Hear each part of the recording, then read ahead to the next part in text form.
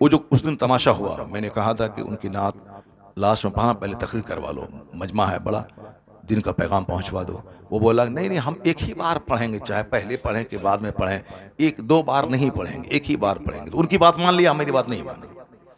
जलसा वाला उनकी बात मान लिया, मैंने कहा था तकरीर पहले करवाओ, मेरी बात नहीं मानी। उन्होंने कहा उनकी बात मान ली। तो जाहिर सी बात है, नीयत जहां खराब होगी तो बरकतें कहां से जाहिर होंगी। आलिम दीन को सम्मान देना होगा, दीनी गुफ्तगू को इज्जत देनी होगी। अब जरा गौर से सुनिए मेरी बात जो मैं कह रहा हूं। मैं कह रहा हूं कि साहब, हमारे यहां शादी के बाद एक गलत ट्रेंड है कि अब पढ़ाई बंद, अब सिर्फ खाना बनाना, बच्चा पैदा करना, झाड़ू लगाना, उसके बाद सब मुताला, सब नमाज वगैरह सब बंद। जबकि मरते दम तक बंदा को इल्म हासिल करते रहना चाहिए। आया है उतलबुल इल्म मिनल महद इलल लहद, obtain knowledge from the cradle to the grave. मां की गोद से लेकर कब्र की गोद तक इल्म हासिल करते रहो और हर दिन नई नई चीज सीखते रहो, यहां तक कि मौत आ जाए। एक बहुत बड़ा स्कॉलर अंग्रेज का, वो हवाई जहाज से सफर कर रहा था। जब जहाज डूबने लगा तो हिंदुस्तान का एक स्कॉलर उनके बारे में पढ़ चुका था कि बहुत बड़ा पढ़ा लिखा आदमी है वो भी इसी जहाज से सफर कर रहा है। तो उस जहाज में जब हर तरफ हंगामा बपा था, आहो फुगा गिरियो सारी, चूंकि जहाज डूबने वाला, सब लोग मर जाएंगे। ये हिंदुस्तान का स्कॉलर, देखें कि इतना बड़ा थिंकर है, फिलोसफर है, वो इसी जहाज से सफर कर, देखें उनका क्या हाल है इस टाइम में। सारे लोग तो रो रहे हैं, पीट रहे हैं कि मैं मर जाऊंगा। देखें उस बड़े फिलोसफर जिनकी एक एक बात में जिंदगी मिलती है, जिनका एक एक सेंटेंस वेटी वजनदार होता है, प्रेशस कीमती होता है। जरा उनसे पूछें, देखें उनका क्या सिचुएशन है इस मौत जब सामने नाच रही है, कश्ती डूबने वाला है। वो जब गया उसके कमरे में, हवाई जहाज, ये पानी वाले जहाज में, देखा कि वो किताब की स्टडी में लगा हुआ है। क्या बात है, किताब पढ़ रहा। कहा सर, तूफान की जद में है जहाज, सारे मुसाफिर रो रहे हैं, सामने मौत नजर आ रही है और आप इस खौफ की घड़ी में किताब का मुताला कर रहे हैं। क्या कहा उस बंदे ने, वो यूरोप का रहने वाला, हम लोग तो सिर्फ घचड़ घचड़ बात करने वाले हैं, टाइम बर्बाद करने वाले हैं, सिर्फ दूसरों की गीबत शिकायत करने वाले हैं, अपनी बुराई दूर करके अच्छाई पैदा करने का ट्रेंड तो हमारे अंदर है नहीं। जो अच्छा काम कर रहा है उसकी टांग खिंचाई हमारे अंदर है। वो यूरोप का दानिश्वर क्या कह रहा है, इसीलिए तो मैं किताब पढ़ रहा हूं। अब जहाज डूबने वाला है, हम लोग मरने वाले हैं, कम से कम मरने से पहले पहले इल्म तो हासिल कर रहे हैं। अल्लाह समद, कम से कम मरने से पहले पहले एक चैप्टर तो पढ़ ले, मरने से पहले पहले एक इल्म तो हासिल कर लें, इसीलिए तो पढ़ रहा हूं। हालांकि जहाज डूबा नहीं, बिल्कुल उलट पुलट करके तूफान की जद में आकर के बस किनारा मिल गया और जहाज बच गया। अगर नहीं बचता, मर जाता, तो ये बात हमको कैसे मालूम होती? क्योंकि जो उस जहाज पे सवार था उसने जहाज से बचने के बाद तब स्टेटमेंट दिया। ये देखें स्टडी करने वाले लोग कैसे कैसे होते हैं, मौत के वक्त में भी मुताला करते हैं। और यहां शादी हुई, पढ़ाई बंद, शादी हुई, दुआए कुनूत तक याद नहीं। शादी के बाद जो गांव देहात के मकतब में पढ़ाने वाले मौली साहब से, मुंशी जी से जो पढ़ा था, अलम तरा कैफ फअल रब्बुका बिअसहाबी फील अजल कलम फी तदलीम वरसलम तरबिल, जो मकतब के मुंशी से पढ़ा था, उसी तरह की हमारी बेटियां मरते दम तक पढ़ते रहती, हमारे बच्चे मरते दम तक उसी तरह पढ़ते रहते हैं। ये नहीं कि अब जिंदगी बची है, शादी के बाद कम से कम वक्त है तो चलो ट्यूशन पढ़ करके इस अच्छे कारी से कम कुरान पाक की 20 सूरतें, जो तरावी की नमाज में जब मैं तन्हा पढ़ूं तो कम से कम 20 सूरतें, कम से कम 10 ही सही अलम तरा कैफा से लेके कुल अऊज़ु बिरब्बिन नास तक ठीक से पढ़ लें, ताकि नमाज सही हो जाए। उसको तरावी में भी पढ़ लें डबल करके, और पांचों नमाजें उसी 10 सूरतों से पढ़ें। कम से कम इतना तो कर लेना चाहिए। नहीं, बूढ़े हो गए, कुरान पाक कायदे से पढ़ नहीं पा रहे हैं। जरा देखें, वह हिंदू की बेटी शादी जवान हो चुकी थी, शादी हो गई, शादी के बाद अपने शौहर से कहा, शौहर से बोली कि मैं स्टडी जारी रखूंगी, आपकी खिदमत में कोई कमी नहीं होगी, मैं आपकी वाइफ हूं, मैं टाइम निकाल के मैं स्टडी करूंगी। तो शौहर ने कहा हाँ ठीक है, स्टडी करो। इस कदर डीपली पढ़ाई करी कि पूरा हिंदुस्तान अखबार में आया था, सारा मेरा शहर खुशी मना रहा था। हिंदू तो खुशी मना ही रहे थे, मुसलमान भी उसकी मेहनतों की दाद दे रहे थे कि शादी होने के बाद, एक बच्चा होने के बाद भी पढ़ाई जारी रखी। वह ब्लॉक डेवलपमेंट ऑफिसर भी बन गई, बीडीओ ब्लॉक डेवलपमेंट ऑफिसर। बन गई वो। और हमारी बेटी अलम तरा कैफा भी नहीं पढ़ पाई, दुरूद ताज भी नहीं पढ़ पाई, दुरूद इब्राहिमी भी कायदे से याद नहीं है। अगर कह दुरूद इब्राहिमी पढ़ो तो कोई बच्चा नहीं पढ़ पाएगा, वह भूलेगा, सर खुजलाएगा।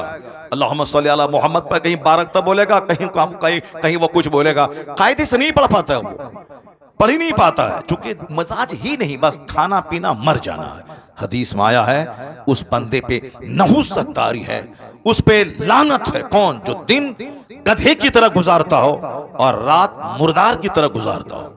गधे की तरफ मतलब धोबी के घर से कपड़ा ढोना घाट तक, घाट से धोबी के घर तक, गधे की तरह साफ ईंट ढोना, चक्की पीसना। वो गधा जो मेहनतें करता उसको मालूम नहीं कि मेरी पीठ पर किताब है कि लकड़ियां है। वो गधे की तरह मेहनत करना, रात मुर्दार की तरह सो जाना। जो दिन भर खेत खलियान, दुकान, मार्केट, बाजार, ये सामान वो सामान, ये ऑर्डर वो ऑर्डर वो सप्लाई, यानी कभी ख्याल तक ना आया कि मुझे अगर कल मर गया तो मेरे पास क्या होगा। न जमीन रहेगी, न मकान, न पैसे जो मैंने कमाया, न फिक्स डिपॉजिट, कुछ नहीं रहेगा। मरने के बाद जहां खरबों साल रहना है, बेगिनती साल रहना है, जहां का एक दिन 50,000 साल के बराबर है आखिरत का, वहां मेरा क्या बनेगा। अक्लमंद वो है जो फैक्ट्री भी चलाएगा, जन्नत जाने की तैयारी भी करेगा, फजर भी पढ़ेगा, 8 घंटे काम करेगा, फिर टाइम निकाल के जोहर पढ़ेगा, जोहर पढ़ेगा, फिर 4 घंटे काम करेगा, फिर असर पढ़ेगा, फिर 2 घंटा काम करेगा, फिर मगरिब पढ़ेगा। वो जानेगा कि 24 घंटे में 8 घंटे तो मैं सो गया, 12 घंटे तो मैं काम किया, कम से कम 2 घंटे तो निकाल लूं, ताकि अगर कल मर गया कंपनी मेरे पास नहीं रहेगी मगर सजदा तो मेरे पास रहेगा। बस थोड़ी सी सोच अच्छी कर ले, दुनिया में भी वह दूसरों के सामने भिखारी नहीं रहेगा। जो दुनिया में नहीं पढ़ाई करेगा वह दूसरों के सामने हाथ फैलाएगा, जो पढ़ाई नहीं करेगा, नौकरी नहीं करेगा, वह दूसरों के सामने भीख मांगेगा।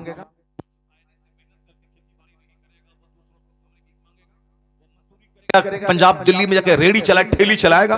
आज बेशुमार लाखों बच्चे मुसलमानों के बिहार और बंगाल के जो दिल्ली और पंजाब में जाके रेडी और ठेला चला रहे हैं, ये वही बच्चे हैं कि अगर उनका मजदूर बाप अगर मजदूरी करके अपने बच्चों को पढ़ा दिया होता तो उनका बेटा हीरो साइकिल में रेडी नहीं चलाता, उनका बेटा कम से कम टीचर बन के 1 लाख रुपए महीना कमाता। वो अपने घर और समाज वालों की इज्जत में इजाफा करता। लेकिन बाप भी इतना जाहिल कि वो भी मजदूरी करता रहा और 5 साल 6 साल के बच्चों से भी मजदूरी करवाता रहा। एजुकेशन, दुनिया की तालीम जरूरी है दुनिया में खुशहाल रहने के लिए, दुनिया की तालीम जरूरी है यहां खुशहाल होने के लिए। बहुत सारे जमींदार जमीन बेच बेच कर मकान बनाते हैं, जमीन बेच बेच कर बुलेट खरीदते हैं, जमीन बेच बेच कर अपनी बेटी की शादी करवाते हैं। कोई भी काम पड़ा जमीन बेचा, कोई बीमार पड़ा जमीन बेचो, मकान बनाना है जमीन बेचो, 5 साल के बाद रंग पेंट करना है जमीन बेचो। अब बाप की जमीन पाई थी, अपना तो ना इल्म हासिल किया, ना हुनर सीखा, ना ठीक ढंग से खेती बाड़ी कर रहा है। अब कोई बड़ा काम आ गया तो जमीन बेच बेच कर बड़ा बनना चाहता है, बुलेट खरीद के जमीन बेच के पेट्रोल डालता है वो।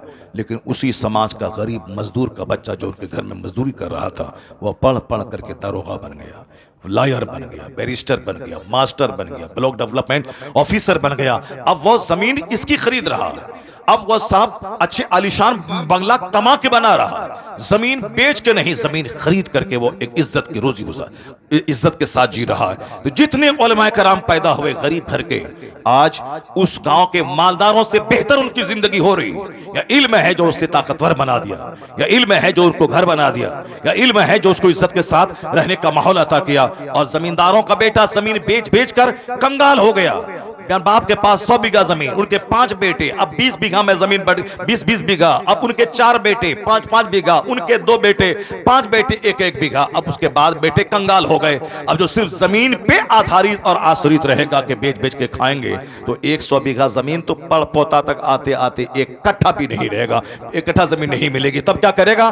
जो इल्म हासिल करेगा, मेहनत करेगा, पढ़ेगा लिखेगा, उस जमीन को बेच के बच्चों को पढ़ाएगा। तो अगर वह 100 बीघा वाला रहेगा, बच्चा पढ़ लिया तो 500 बीघा जमीन खरीद के जमीन में इजाफा कर देगा। यह काम गैर मुस्लिमों के यहां होता है। एक साहब शादीशुदा खातून ब्लॉक डेवलपमेंट ऑफिसर बन गई और हमारी बेटियां हैं बस बीमारी का टुकड़ा बनी हुई है। गैस्ट्रिक का मर्ज है, पैर में दर्द है, घुटने में दर्द है, आंख में दर्द है, यानी जो काम नहीं करेगी वह बीमार तो पड़ेगी। जो 5 वक्त की नमाज नहीं पढ़ेगी वह बीमार तो पड़ेगी। जिसको सुबह सवेरे खाना था फजर के बाद वो खाएगी, 12 बजे नाश्ता करेगी, बीमार तो पड़ेगी, गैस्ट्रिक का मर्ज तो होगा। अब साहब उसकी आंख की बीनाई कमजोर तो होगी जो वक्त पे खाना नहीं खाएगी। हर आदमी को अपने लिए सोचना होगा कि मैं क्या खाऊं, किस खाने में कितनी ताकत है, कौन सी ग़िज़ाएं ताकतवर ग़िज़ाएं हैं, इस्तेमाल करना होगा, टाइम का इस्तेमाल करना होगा। जो टाइम का इस्तेमाल नहीं करेंगे इससे ही बीमार तो पड़ेंगे। आप डॉक्टर मुरली मनोहर जोशी जो भाजपा का कैडर लीडर है, उसने कभी कहा था कानपुर के एक योगा के शिविर में कहा था, स्वस्थ रहने के लिए योगा करें। और योगा का जितना तरीका हिंदुस्तान में है, उन्होंने कहा था रामदेव का जिसका भी तरीका हो वो सारे तरीके एक तरफ। उन्होंने कौन कहा था? कौन? हिंदू, गैर मुस्लिम, आरएसएस का कैडर लीडर, भाजपा पार्टी का 3 पिलर। उस 3 पिलर में से एक आडवाणी, एक अटल बिहारी वाजपेयी, एक डॉक्टर मुरली मनोहर जोशी। ये 3 पिलर हैं भाजपा पार्टी की, बीजेपी के। वो मुरली मनोहर जोशी भाजपा का कैडर लीडर, वो बोला था कि योगा करना वक्त की जरूरत है। प्रधानमंत्री से लेकर चपरासी तक सारे लोग योगा करें ताकि हिंदुस्तान तंदुरुस्त लोगों का मुल्क हो जाए, वरना हिंदुस्तान बीमारों का मुल्क कहलाएगा।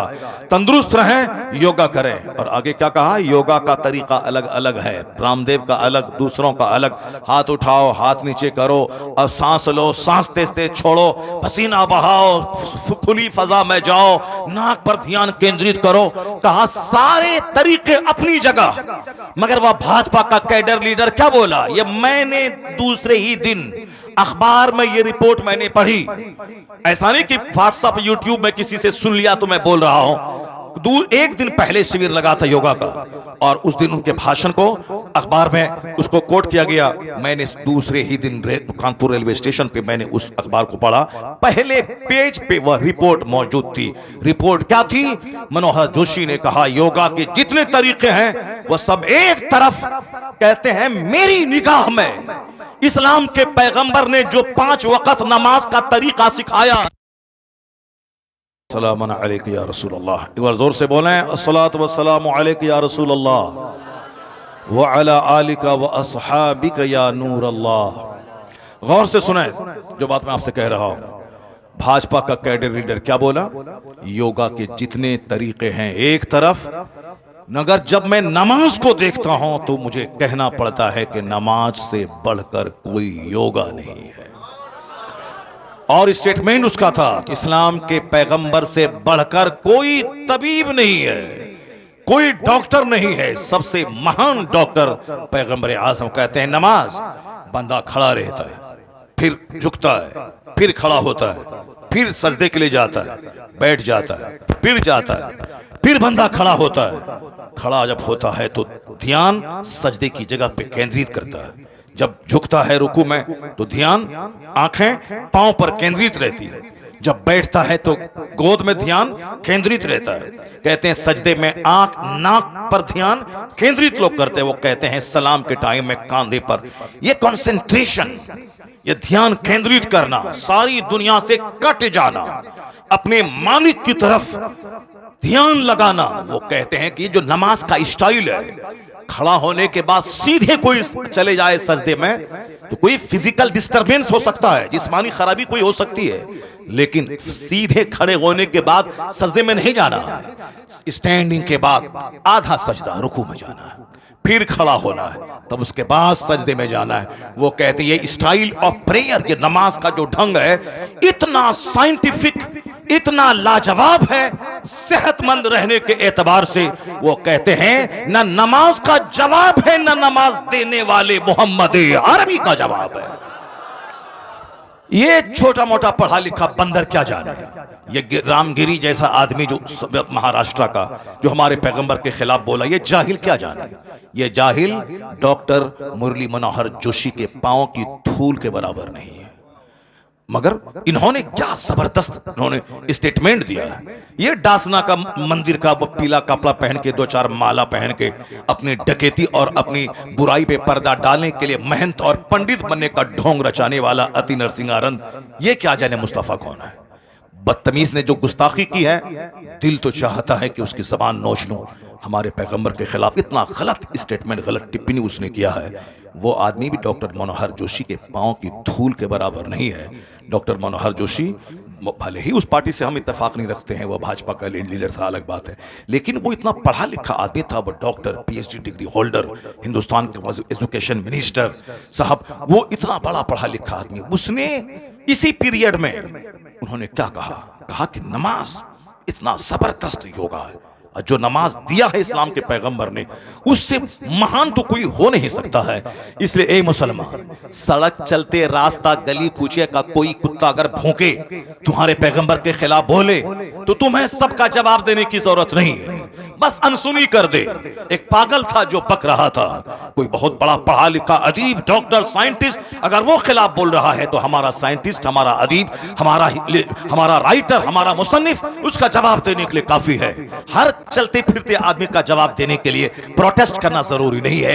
ये तो घंटी बजा के 2-4 पैसा कमाने वाला, इसकी कोई औकात नहीं कि मेरे पैगंबर के खिलाफ बोले। बस समझ ले कि कोई गली कूचे का कोई मजनू है जो इस तरह का बयान दे रहा है, नहीं बल्कि यूरोप के, अमेरिका के पढ़े लिखे लोगों की बात में सुनो।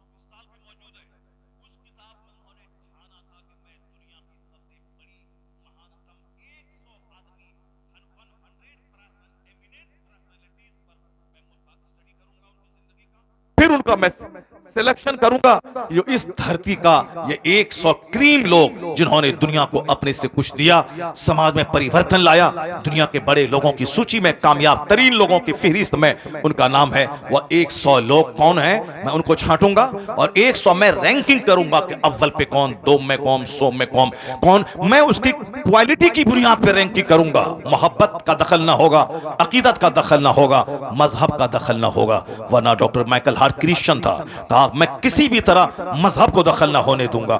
वो अपने पैगंबर से, जीसस क्राइस्ट अपने हिसाब से मोहब्बत करता है, लेकिन वो कहा मोहब्बत एक्सेजरेशन, गुलू, मुबालगा को जगह नहीं दूंगा। फैक्ट, रियलिटी और सच्चाई की बुनियाद पर मैं रैंकिंग करूंगा। उन्होंने जब 100 आदमी का नाम छांटा, दुनिया की इतिहास को आंख की पुतलियों में समेट लिया, संसार की हिस्ट्री को आंख की पुतलियों में समेट लिया। अपने हम तो मालदा की हिस्ट्री नहीं जान सकते, बंगाल की हिस्ट्री तो बहुत दूर की बात, बंगाल की हिस्ट्री नहीं समझ सकते, हिंदुस्तान की इतिहास तो बहुत बड़ी बात, हिंदुस्तान की हिस्ट्री तो बहुत दूर की बात, बहुत बड़ी बात है। वर्ल्ड हिस्ट्री को हम कैसे समझ सके? लेकिन जो किताब का रसिया है, जो मुताले का शौकीन है, जो आदमी किसी काम को ठान लेता है तो वह करता है। डॉक्टर माइकल हार्ट पढ़ा लिखा आदमी ठान लिया, पूरे वर्ल्ड हिस्ट्री को खंगाल दिया उसने।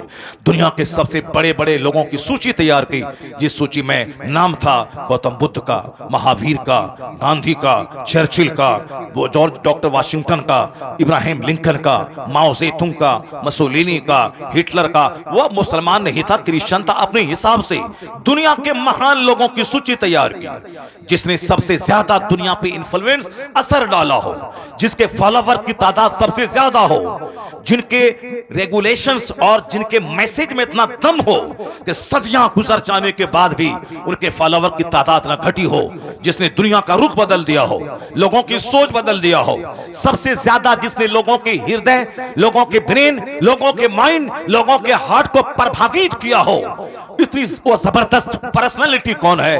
वो उस काम को ठाना तो करके दिखलाया। 100 आदमी को छांटा। सारे लोग कह रहे थे कि यह तो क्रिश्चियन है, मुमकिन है कि जनाबी ईसा का नाम अव्वल नंबर पे देगा। कोई कहता था कि ये साहब न्यूटन है या साइंटिस्ट है, न्यूटन का नाम अव्वल नंबर पे देगा। कोई कहता था ये अमेरिका का रहने वाला है, इब्राहिम लिंकन का नाम पहले नंबर पे देगा। चूंकि डॉक्टर माइकल हार्ट खुद साइंटिस्ट था, खुद बहुत बड़ा एडवोकेट था, बहुत बड़ा पढ़ा लिखा आदमी था, लोग अपने अपने हिसाब से राय का इजहार कर रहे थे कि ऐसा होगा वैसा होगा। लेकिन जब किताब छप के प्रेस से बाहर आई, द 100 नामी किताब, उस किताब का नाम ही है द 100, 100, सब लैंग्वेज, सब इन एवरी लैंग्वेजेस, तमाम जबानों में उसका तर्जमा हो चुका है। आज भी वो किताब बुक स्टॉल पे मिलती है। द 100 नामी किताब जब प्रेस से छप के बाहर आई, दुनिया के सारे लोग दंग रह गए। कि कामयाब तरीन लोगों की सूची में पहला नाम न न्यूटन का था, न जीसस क्राइस्ट का था, न इब्राहिम लिंकन का था। पहला नाम मोहम्मद अरबी अलैहिस्सलाम का था। पहला नाम।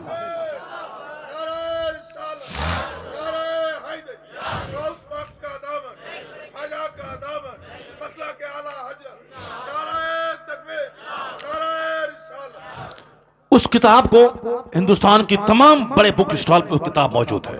ये नरसिंहानंद उस किताब को खरीद के पढ़े, नहीं खरीद के पढ़ना चाहता तो वो बोले हम उसको किताब भिजवा देते हैं। डॉक्टर गिरी साहब रामगिरी वो किताब पढ़े, वो इन जैसे करोड़ इन लाखों लोगों को जो पढ़ा सकता है और जिसको इसकी धूम सारी दुनिया में इसकी सलाहियत की है। उन लोगों ने क्या हमारे पैगंबर के बारे में लिखा, उन्होंने कहा क्या लिखा उन्होंने, he was the only man in history who was supremely successful on both levels religious and secular. वो कहते हैं कि ह्यूमन हिस्ट्री का वो इकलौता आदमी था मोहम्मद अरबी अलैहिस्सलाम जो सियासत और मजहब दोनों सतह पर सबसे ज्यादा कामयाब तरीन शख्स हुआ। ही वॉज ओनली मैन, तनहा आदमी, इकलौता आदमी, who became supremely successful, यानी जो सबसे ज्यादा कामयाब हुआ इस रुए जमीन में, मजहबी तौर पर भी सियासी तौर पर भी। एक ऐसी गवर्नमेंट दुनिया को दी जिस गवर्नमेंट में अमीर गरीब काले गोरे सबको समान अधिकार दिया। सबों की राय से हुकूमत चलेगी, अपनी हुकूमत नहीं चलाई जाएगी बल्कि बंदों पर, बंदों के खालिक की हुकूमत चले के कानून की हुकूमत चलेगी, जिसको आमतौर पर अपनी जबान में लोग अपने हिसाब से डेमोक्रेसी कहते हैं। वह कहते हैं जमहूरियत, प्रजातंत्र, जहां काले गोरे का फर्क मिट जाए, सारे अमीर गरीब सब बराबर हों, सबको समान अधिकार मिले। वो कहते हैं ये कानून अगर किसी ने नाफिज किया है दुनिया में तो उसका नाम मोहम्मद अरबी अलैहिस्सलाम है।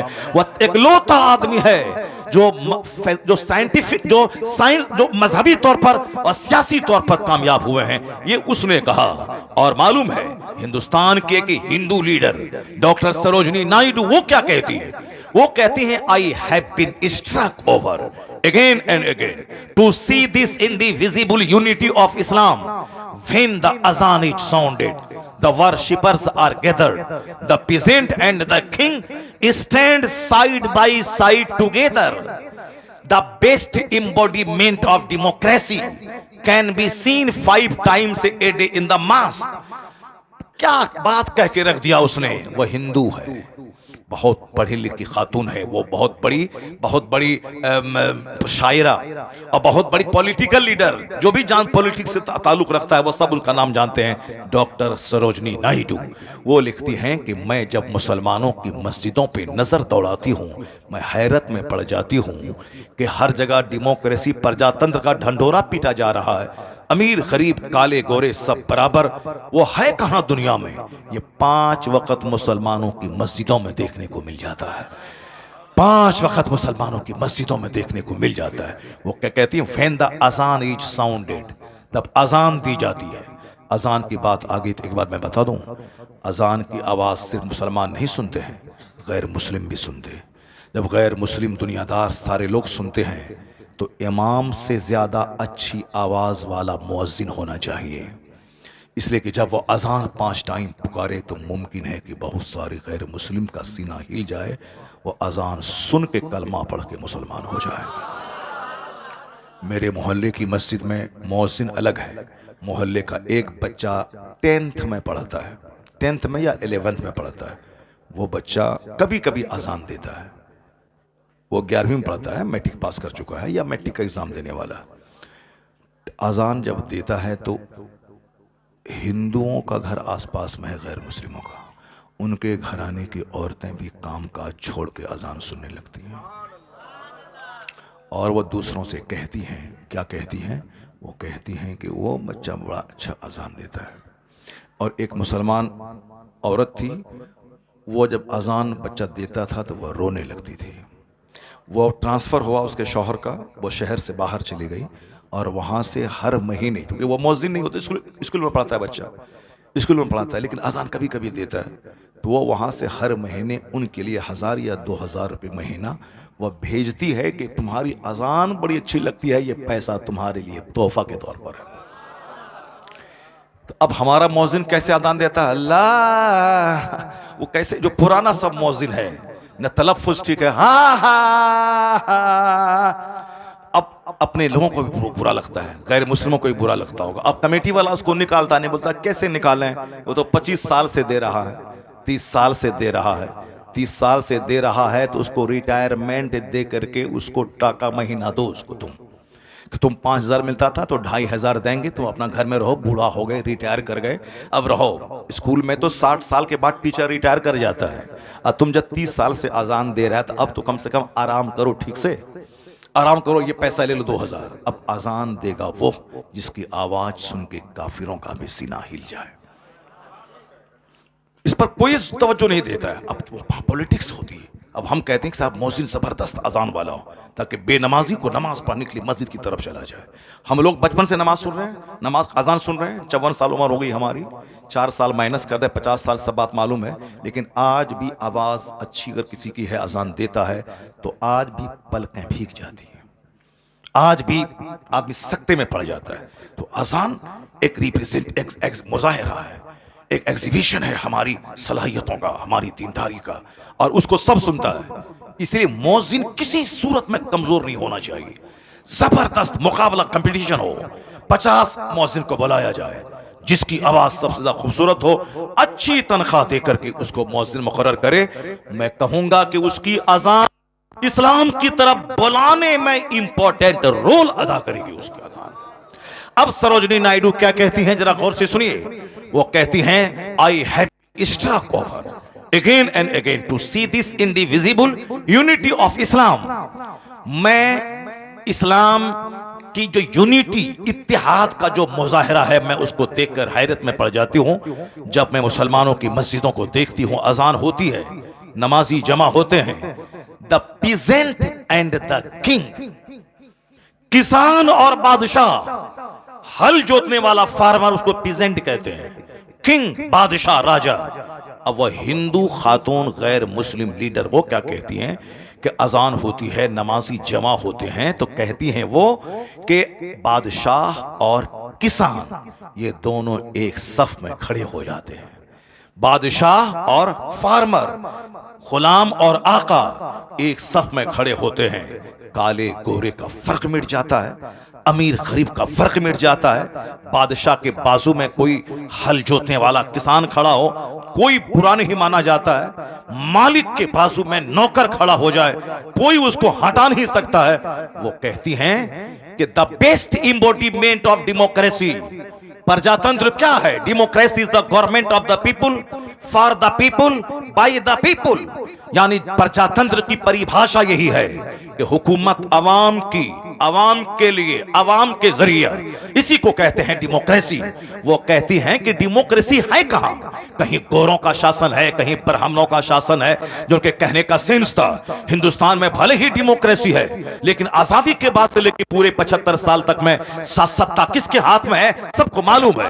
अफ्रीका में, वो अब अमेरिका गोरों का मुल्क है, कहने की बात है कि व्हाइट एंड ब्लैक सेम है, डेमोक्रेसी है, लेकिन सत्ता किसके हाथ में है वो सारी दुनिया जानती है। सरोजनी नायडू कहती हैं कि सच्ची डेमोक्रेसी, ट्रू डेमोक्रेसी है कहां? ये मुसलमानों की मस्जिद में 5 वक्त देखने को मिल जाता है।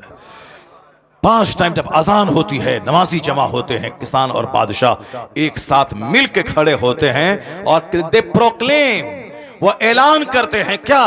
न कोई बाप बड़ा है, न कोई दादा बड़ा, न कोई गोरा बड़ा है, न कोई काला बड़ा, न कोई शहरी बड़ा है, न देहाती बड़ा, न कोई अरबी बड़ा है, न कोई अजमी बड़ा। वो क्या कहते हैं? सारे लोग खड़े होकर अल्लाह अकबर, अल्लाह इज द ग्रेटेस्ट, अल्लाह ही सबसे बड़ा है, अल्लाह ही सबसे बड़ा है, अल्लाह ही सबसे बड़ा है। और आगे चलकर यह डासना मंदिर का महंत, सुने गौर से क्या कहती हैं सरोजनी नायडू। यह नसाब रामगिरी जैसा खबीस, वो सुने इसी हिंदुस्तान के एक महान हिंदू औरत, वो क्या कहती हैं? वो कहती हैं, you find in London an Indian an Algerian and a Turk, India is the motherland of one, Turkey is the motherland of another, but when they stand in prayer, it makes man instinctively a brother. क्या गजब की बात कह दी उस खातून ने। हिंदू औरत क्या कहती है?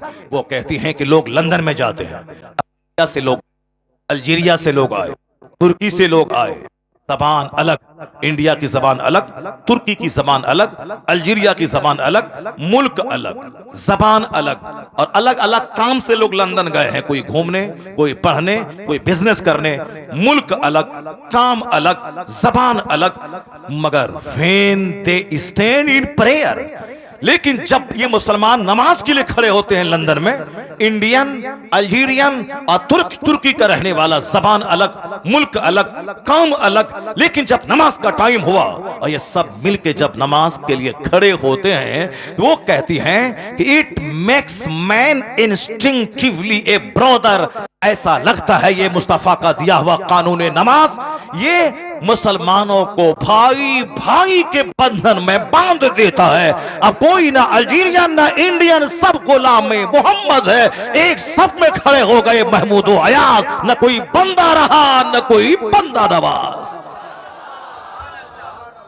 ए कौम मुस्लिम, अल्लाह का शुक्र है कि तुमको